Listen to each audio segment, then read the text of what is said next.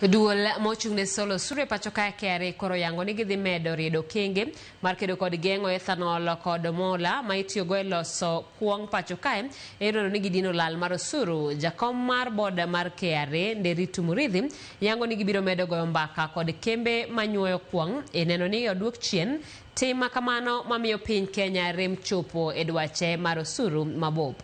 Kane oloso Kisumu seche mane board no orado kod jo-ohala moingo 200 e bomano, Muriithi wacho ni higa mokalo KRA nomako ethanol maromo lita 60,000 ma osuru nene romo shillings milion 112.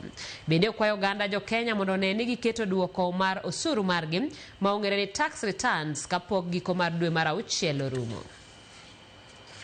We've had very candid discussions with the traders as well as the distillers. We expect to drill deeper.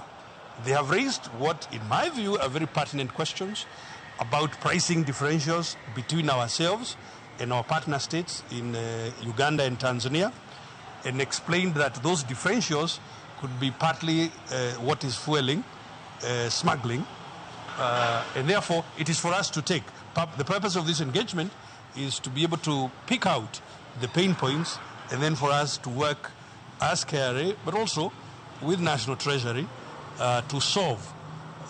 So alcohol, issues of smuggling were some of the key questions we discussed.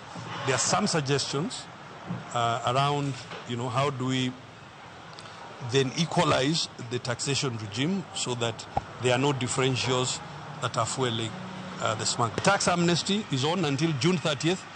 It's an excellent opportunity. If you have interest and penalties because you suffered delays in meeting your obligations before, this is the opportunity for you to be able to remove those penalties and interest by taking advantage of the amnesty. And once again, it's up to June 30th.